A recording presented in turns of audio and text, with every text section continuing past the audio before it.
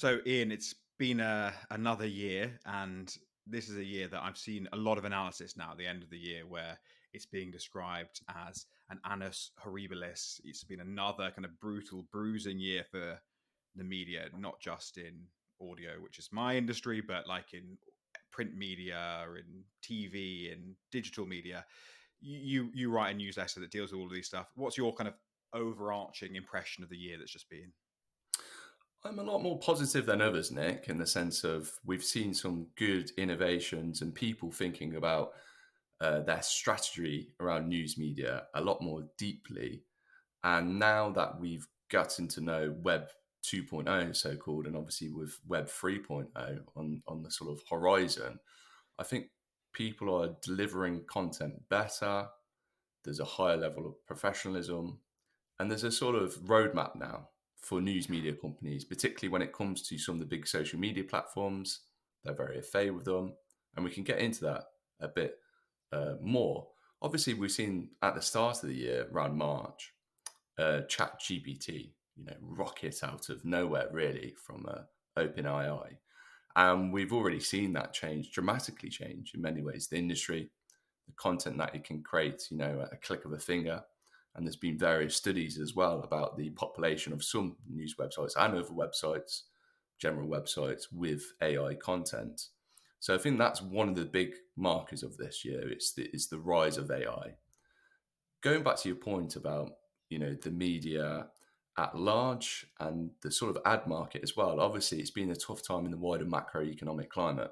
So it's no surprise that there have been a slew of sort of layoffs, people repositioning their companies, and obviously those ad revenues being cut because usually, unfortunately, and in my day job as well, marketing sometimes can be the first thing to be cut beyond anything else, particularly when it comes to more operational minded business lines.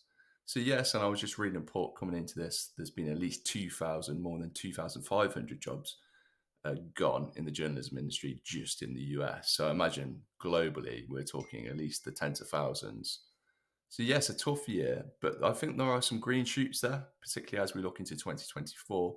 And I think there are some positive things that we can touch upon a bit later into this. Okay, well let's cycle back to what you first said, which is that your positivity about the year that's been comes to some extent from the fact that you think there's been a number of innovations. Now you've talked about ChatGPT, but what are the particular kind of news media focused innovations that have kind of got you going, got your motor running this year? Yeah, one of the things that I'm quite proud of, I suppose, is sounds a bit weird, but as a British person, it's great to see a bit of entrepreneurial flair. And one of the interviews that I did early in the year was with Screenshot Media. They've been around a couple of years, and really they're teaching the rest of the industry, quite frankly, and all the companies how to deal with Gen Z and interact with Gen Z. But they're a very sophisticated way of looking at social media, and it's not just lumping different pieces of content across platforms. It's actually giving the time and respect to each platform, understanding the riffs, the layouts, the different people and how they react to the content, and then creating it accordingly. So a good example would be, say, like Instagram, obviously very photo driven, and then TikTok, short videos. But what we've seen bad from the news industry in the past is that they've just recycled content across it. What Screenshot Media are doing very well is that tailored approach, and they've got millions and millions of views off the back of it, and they're growing. We've seen this a little bit as well with Lad Bible Group as well. I would point to their sort of Mm-hmm. success. They're doing a bit of a further launch in the US as well. I believe they've acquired a company over there, and same thing. So this is really positive. Two British media brands there have got it dead on. Um, Another one that I would point out more on the negative side, obviously we've seen a bit of rejigging around Newsnight perennially. It seems, is this flagship current affairs show for the BBC going to be staying there? I thought it was terribly disappointing a number of years ago when they closed the dedicated YouTube channel for Newsnight. Because quite frankly, we're seeing this year in YouTube, people are lapping up long form, analytical, and really high quality journalism on that platform.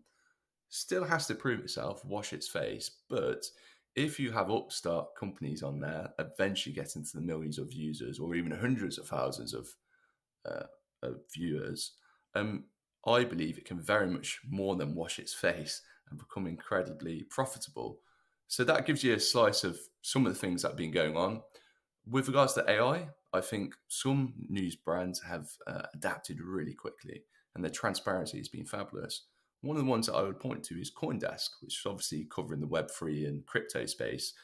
And as you can imagine, as someone on the sort of frontier of technology, they were well on top of this, and they were one of the first to publish an AI strategy, and it's quite extensive. The Guardian have done their own. There are other news publications, but I would really point their strategy out really as a creme de la creme for others in the industry to look at, and not just in the news industry, but others who are obviously thinking about the rise of AI and how to deal with it. I want to pick up a couple of threads from that. The first one would be to cycle back to what you were saying about social media, your learnings from screenshot, etc. I speak to a lot of people in the magazine journalism and newspaper journalism, and it seems like the prevailing sense this year has been that social media has started to work against journalism, and there's much greater friction. For a long time, you've had this sort of journalism base, and the social media has been a way of directing traffic towards that base, and they know how to monetize that base. Now, the trend at both, very obviously at Twitter, but also at Facebook, Meta, Instagram, has been to make it harder to redirect traffic from social media to traditional media, which is pushing more and more brands to do what you're talking about, which is integrated journalism directly onto social media. What sense do you have of like the way that social media and journalism is evolving? And is there a way that brands can better monetize and exploit these opportunities in sort of native social media journalism? Yeah, so I unpack this. There's a few things, and it goes into the business models of the brands themselves. But I would say a good example, and perhaps a bit of a controversial one, and we've just seen Mr. Nigel Farage come out of the jungle. Yeah. GB News, I think, is doing a fabulous job across social media. They're putting YouTube up and Twitter. They even have a sort of in-house sort of coordinator. You get a behind-the-scenes glimpse. It's sort of like what Barstool have done very well, actually, over in the US as a sports media brand. But now they're doing this for their GB News users, and really they're driving value and also that community spirit. But then it's not giving the goods away, and I think this is what, friendly. I remember when I was a full-time journalist, we always found Twitter, or X as it's known, the engagement rates were low compared to Facebook, and that Facebook was the best place to put your news article and follow through with hyperlinks. We've also seen the changes earlier this year on X, where they're not showing the sort of imagery anymore. Sorry, the headlines in the imagery. But I tell you what, FT, they do their own bespoke sort of thumbnails almost. And Substack, which my newsletter is on, I know yours is as well, we're really quick to move on this. But I'm still, to this day, I'm still seeing major news brands just using Getty stock images and do no more than that. So I'm sorry, I think they need to think more carefully about their social media strategies and things like this. And it's not just pushing content out there, it's thinking about different things like this and creating more bespoke elements like the FT. But this is a point. Where are we going to, Nick? And I think it's where Chris Williams of The Telegraph told me a number of years ago, we're getting driven towards quality. This is what people are willing to pay for. And why I said it goes back to the business models, we're still seeing a rise of the smaller, leaner, I call them journalism as a service. You get software as a service, this is journalism as a service. So these are smaller publications with deep niches. Politico have shown us the model back in the day, and obviously many people from there have left. So Axios, you get Punchbowl, similar model, a few places popping up over here.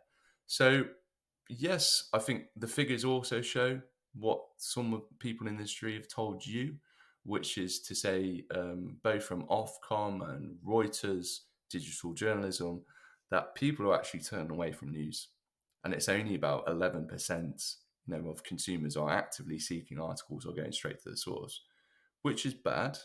But I still think there's an awful lot of work to be done in the industry. And I would like to praise, obviously, he moved away early in the year from um, uh, News Corp, but obviously, well, he still has an involvement, obviously, to an extent. But Rupert Murdoch, many years ago, when he put the Times behind the paywall, that's more than a decade ago. And that Yeah. was entirely the right thing to do. And I think that's it. You've got to keep your discipline. Don't give your good stuff away. Use the social media to sort of advertise yourselves, get a bit of content out there. If you can wash your face through the social media, whether that's driving sort of revenue to another stream or merchandise, as many YouTubers do, by way of example, that's fantastic. But otherwise, you've got to have this strong discipline. And really, I think in totality, Nick, we are still going through this long process of this drive towards quality. And unfortunately, I think we will see more brands topple over because they're not able to deliver what people really want. Mm. Yeah, it's a curious one. I guess this sort of long established, this sort of fragile truce, this symbiosis between journalism and social media it has definitely been eroded this year. I mean, and that's not just it's not just at the door of Elon Musk, who obviously doesn't really like journalists. Has had a really fraught relationship with them, especially in the recent year. Because I do speak to people who work specifically on social media for news brands, and they say that they have noticed algorithmic trends that want to push people away from content that contains links. And for instance, they're trying to sort of gerrymander the links into content without explicitly putting links because they know that they will be depressed. And it makes sense if you're Facebook or Twitter, that you want to keep people on the platform for as long as possible, make them see as many adverts as possible, and that means basically every time they click on some sort of interesting journalism and go away from it, that's time away from your platform. So it's a difficult one. We're still working it out, and I think that for a long time, news media has been overly reliant on social media as a kind of way of driving audiences. I would say, Nick, I think there's been a bit of naivety in the industry. Listen, this is their businesses, news media is Yeah. businesses, and these are businesses. And I think the main reason, as you say, they're algorithmically, they're moving away from news because they don't see that much money in it.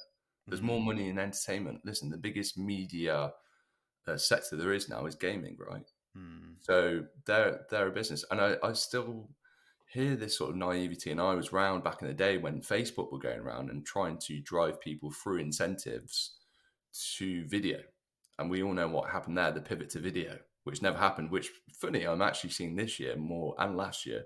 There's a pivot back, but in a more sustainable way. Yeah. And it's literally, I feel for the people who are directly sort of implementing these social media policies, but ultimately it's for their bosses as businesses to say, we've got to back ourselves. We've got to grow sustainable business here.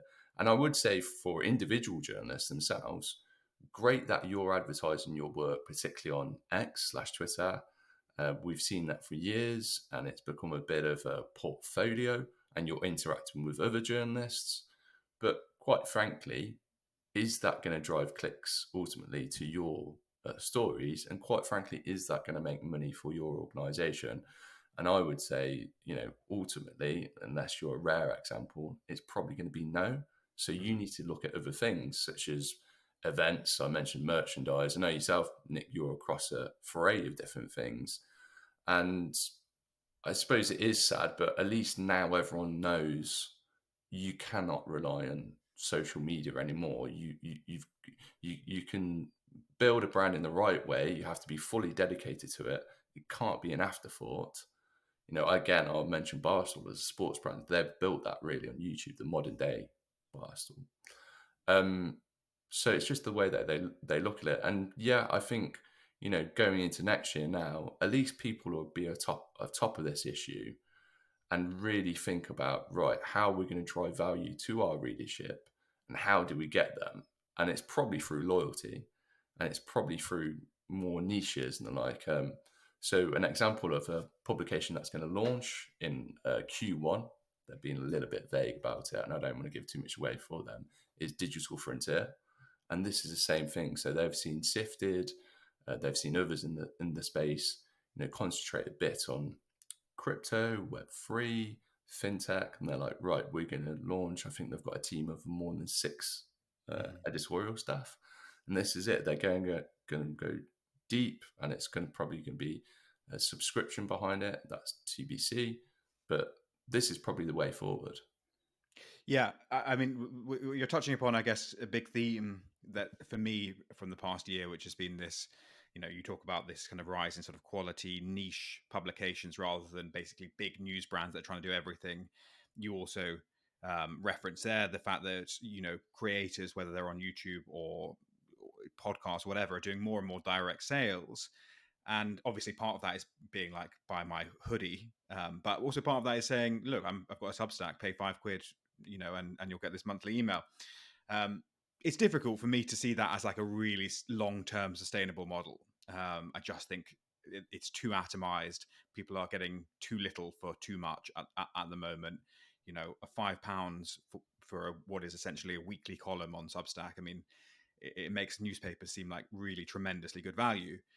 Do you think that model is sustainable, though? Because, I mean, it seems to be the only good idea that the media has kind of come up with, is to pack a bunch of the unemployed journalists off and allow them to try and raise a bit of money off their own back. Yeah, I mean, I think just like any free market, it will sort itself out to an extent. The extent I would obviously highlight there. Yeah, I think we have seen that massive rise, but they're all they're private enterprises, and maybe some of them will grow even more, and some of them will fall away. I mean, how I see the landscape at large is that I think we're going to have probably about 3 or 4, go ahead, massive global news brands. I think New York Times would be up there, obviously as an obvious one. I think the Guardian is going to be up there. On the business side, FT will continue to be there, Bloomberg, and then to an extent, CNBC, right? And then you go further down. So then if you think more nationally, I think you're going to see the same thing. It will be 4 or 5 big news brands. And then at that level, or I suppose globally as well, it's the trends and sectors. So in our game, quite frankly, futurism and media, I think you would be silly not to subscribe to Benedict Evans's newsletter, right? And there's a number of others, Ben Thompson's newsletter as well, right? So there you find yourself, I've got to be across about maybe 3 or 4 max newsletters. And that's how I sort of see the more sophisticated news users. If you look at the facts and figures, most people, Joe Bloggs consumer, they're only subscribing to 2 at most. If it's through work, they've got work subscriptions. So that's the landscape as I see it. And then going back to your point, really, Nick, is that, I think a lot of these will drop off. And it depends. I mean, obviously, one of the biggest ones on Substack is all about American history in the Trump era. We've seen Trump come back, so that's probably going to get bigger again. And some of them will fall away, but it's free enterprise, and I suppose. I know you're very you take a very free market approach to these things. I'm sort of always a bit like ideological about the necessity for sort of providing a sustainable news media, and I sort of don't particularly trust the free market to do a particularly benign job of this task. But well, I do think I agree with Paul Staines of Guido Fawkes blog on this. He told me many years ago, and he actually prophesizes this, or sort of talks to this quite a lot online, is that the best model for news media is profitability. That's it. And you can do great journalism if it's profitable. How many times have we seen on X people, sharing a free, amazing article, or people saying, that should be free? Because no, well, how is it paid for? How's a deep dive investigative piece of journalism with 6 months paid for? It's got to be profitable. I mean, that's getting to the public service stuff, right? I think the BBC has sort of gone from one issue to another throughout the year. You've probably read my pieces, basically in short, saying BBC has gone from it's in a rock to hard place. I think it's a little bit silly, frankly, from the government not to give that funding for the World Service, which I think is fantastic for the UK. Fantastic for the UK from a soft diplomatic point of view, and the journalism is great. But I also think we've got to have a conversation about what type of public service journalism and media we want, namely around the BBC and what its output is. I think they've done great things partnering with regional local news brands such as Reach as others, and doing the political democracy reporters, sorry, and also other initiatives like that. But I think the other thing, and catching up with a colleague who used to be at one of the largest news wires in the world, we were having a good chat the other day all about the demise of court reporters. Mm-hmm. You know, you get a few wire services now in the High Court in London. You may have someone from Reuters or PA Media, and then occasionally, only occasionally, maybe Evening Standard's got someone down there. Mm-hmm. That's it, and that's, you know, as you were talking about democratic accountability and other elements, you know, that's what scares me. So I think as a society, we should be thinking about this type of thing, and I would actually like maybe through the license-free model that they think about court reporting and other elements. They've thought about local democracy. And I think, you know, the other side, bringing it back to that for enterprise stuff, I know we've had conversations in the past about sort of the BBC stance and encroaching on, you know, podcasts. You know, do they need to bring their almighty massive battleship onto the frontier of this? And I would say strategically, you know, what's the value? You know, there is obviously some value with doing some podcasts, but that the way they've done it, and obviously I think independent podcasters are suffering because of their moves. And I would say as well, it's really interesting. I thought Gary Lineker seems to be in hot water again. It's a day of the week with regards to his tweeting, right? But I just think it's remarkable that we've got this, the BBC, and us as licence fee payers have this deal with Gary Lineker, to which he gets £1.3 million per year, right? But we don't have exclusive rights on his podcasting or other new media aspects. And he's the co-founder, isn't he, of Goalhanger Podcast, who are a direct competitor. I just think that's quite bizarre. So they really need to look at this, both from the commercial perspective of thinking about new media and where it's going, like I mentioned as well about, you know, Newsnight and the fact that they don't have a dedicated YouTube, which I think is a travesty. What we need as a nation, public service journalistic broadcasting, and also these new models. BBC Studios, looking at their annual report, is doing really well, and it's growing, and they're making a big push into the US. They're unveiling a number of political-based newsletters into the US market, and that's basically BBC Studios, amongst other things. So it's how they can get more money doing that, and the areas that they want to focus on. But finally, I would say, obviously, you know, in the US, you've got PBS, which is funded by charities, and got NPR. And these are great journalistic enterprises, but they are nothing. They pale in vast comparison to the BBC. So even as someone who's politically, you know, we talked about free enterprise, on the sort of economic rights of the landscape, I'm still a massive supporter of the BBC.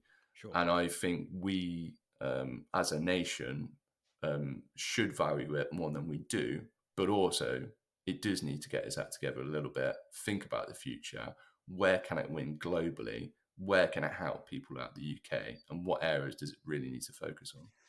Yeah, I could talk obviously all day about the BBC. Don't want to get drawn particularly into its work in podcasting. I think the situation with Gary Lineker is really unusual. I'll say it here, just so I seem prescient when it inevitably happens. I would be amazed if Gary Lineker was still working for the BBC next year. I think this will be his final season on Match of the Day. I think it's becoming absolutely unsustainable, his relationship there. Can we just do a little bit aside as well, Nick? You know, because obviously we are reflecting on the year. A little gripe: the rise of the banter sports commentator, which is obviously, you know, been ushered in by the lovely Mika Richards, who I'm a fan of. But it now seems he's settled this model, which is basically say, if you weren't that prolific of player, because obviously he is sitting by, world champions, Yeah, Champions League yeah, yeah, champions, yeah. etc., you can bring a bit of levity to the situation. But now it just seems to be everywhere. And, where is the analytical, deep insight element of it? I mean, I remember my late grandfather I was very close to. He used to, back in the day, turn off the commentary and put the radio on. So we That may get more of that. would inevitably be horribly out of sync now. But yeah, I mean, deep analysis in from ex footballers. I don't know. It seems like a kind of asking the wrong people to do it. But yeah, it's been you got all this rise of the kind of reaction style YouTubers as well, who they actually tend to make the ex pros look like brilliant sages. I mean, they're so stupid. But like the Guardian does. I always think the Guardian and the Athletic do some pretty good analysis for the people who are that way minded, and for the people who like the banter, who like Mika Richards' sort of screaming laugh. Yeah, why not? Let's. I do love Mika. It's just the clones that have popped up around, or the other people who are trying to emulate what Right. he does in an insincere fashion. That's the Okay. bit that I don't Okay. like. I do like him, and his dynamic with Roy Keane is fabulous, and some of the stuff that Gary Neville's done in sports media is really interesting. And obviously launched his own Yeah. company and many years ago, and he deals directly with Sky. Also, there you mentioned Athletic. Thought that was really interesting earlier in the year. What New York Times have done, got rid of their sports desks, absorbed Athletic. I think a lot of our media watchers like ourselves always thought fabulous. We heard the salaries were proportionately a lot higher than anywhere else. The Athletic, and fabulous that sports journalism was flourishing. Obviously, they've sort of rejigged a few things there, as you would expect after an acquisition. I think it's a fabulous publication, but I think that will maybe prove the point in the next couple of years of where this deep dive journalism goes. Maybe proves a bit of your point as well about what people are willing to pay, because they've got a Disney subscription, they could have a DAZN subscription, Mm-hmm. etc. You could have five or six different subscriptions, and how much they want to pay for journalism, I'm not so sure. Well, this is where my sort of free market side comes out when I see like a new insurgent publication come along and they're paying like above market rate salaries, above market rate price per word, sort of in journalism. I'm immediately like, this isn't going to last. This isn't sustainable. They're salting the market. I hate when people use venture capital money to inflate the average salaries, because it doesn't last, and it leads to layoffs. It leads to all sorts of uncertainties. And I think the Athletic is probably a bit like that. I would like to see media organizations paying the absolute least that they can get away with in the market and in terms of people's living conditions, because I think that's where you end up with the most sustainable media. But that's I guess Well, we very know unqualified. the example there, don't we? Which is obviously BuzzFeed News. There was lots of pressure. I remember I reported, you may have read some of my pieces in 2022. One of these, or before that, one of these guys going to IPO. There seemed to be a lot of pressure from the investors.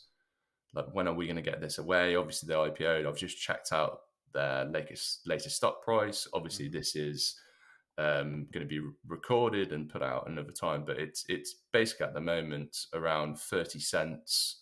Earlier in the month, yeah, similar. So it's knocking around 30 cents. Obviously, they've had a little bit of a strategic rejig. The focus on AI content as well, which I think early in the year that pushed the stock price up. But yeah, it'd be very interesting, if we're having this conversation next year, where BuzzFeed is, Yeah. where they fit into that landscape, because they were a pioneer of so much. And it's not, again, I don't think me or your good self, Nick, would take pleasure in what's happened there at all. I mean, they've had some fabulous journalists in the UK. I would point out Alex Wickham as well, right? And he's at Bloomberg now. But yeah, I suppose it goes back to that sustainability point. They were going around the markets many years ago. I think we all know this, with the high salaries and doing fabulous things. And they just, unfortunately, the rest of the world caught up to them, and to an extent, you could argue, have overtaken them. But it's still a big company. It's got a market cap of $50 million now. So they can still, Yeah, look, never their say cur- no. their current business model, which is basically go on Reddit, and harvest conversations for people who don't know about the existence of Reddit. It's not. I mean, it's not a great business model, but it's I've seen worse. Yeah, I get very anxious about these companies that come in and poach staff and double their salaries, and then 6 months later they're being laid off. People leave really good jobs to try and take a moonshot on one of these overpaying startups. Anyway, this is getting horribly distracted. I've got to, before we overrun, I've got to ask you one final question, which I know you're doing a lot of work on AI in your day job and also in Future News. I cannot see how the rise of ChatGPT is good for journalism, but I will leave it to you to offer some optimism. I think some optimistic thoughts is I think it's that drive towards quality. And I Okay. think it's going to be more of the sophisticated view on AI. And I think the news publications are already providing this transparency that it can be a bit of a research tool. I think there's a technical aspect that everyone should be aware of at the moment, which is in the literature, and it's been well covered.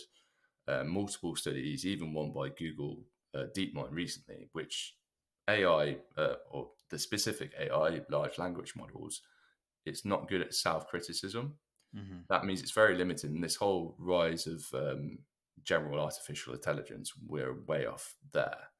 I know others are saying different things, such as Jeff Hinton, who's often seen as the godfather of it. But if you look at the most recent literature, I think people want more quality, more focus on this. I think the other thing it does, and there's a nice aspect to it. It could free up some of the reporter's job.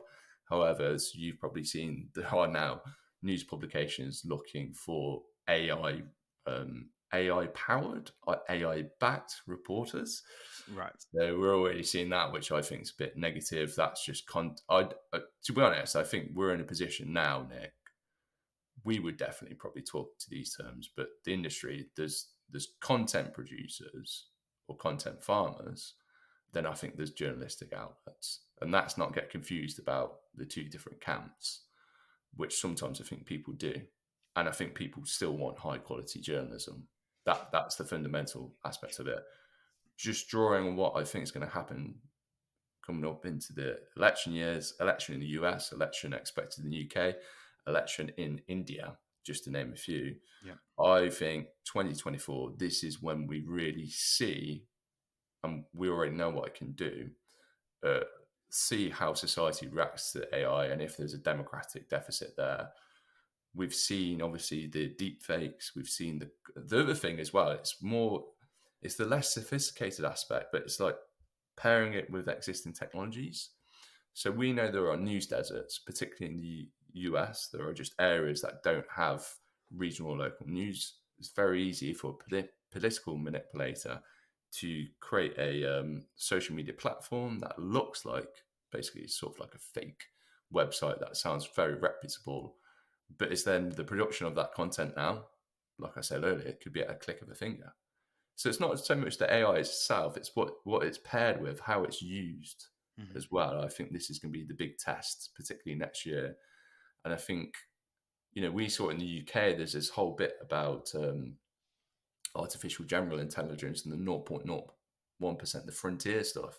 But I think that's wrong in the wider strategy. I think we should be thinking of what it's doing now and the second and third order impacts of it, both on the news industry and wider, because it's happening now. Like it's not this whole thing where people think Terminator is going to appear in 5 years. It's not that. It's already having really bad effects on society. And yeah, I've talked about some of the positives, but I think everyone's got to get their head around that now. Like there's no time to not think about that. And for any business, it's not going away. You can't put it back in the box. I know there's a whole thing within the AI industry actually about slowing the technology down. But then you've got all these different bands, and there wasn't really the consensus around that coming out of actually, Meta, interestingly, from Nick Clegg and Mark Zuckerberg, are saying they're doing this more open source approach. Others aren't doing that. Others are saying that's dangerous. So there's still no consensus there. And while there's still no consensus, and talk about the free market, it's going to carry on rolling out. So get used to it, get your heads around it, and think about how this is going to impact both good and bad, and try and plan accordingly.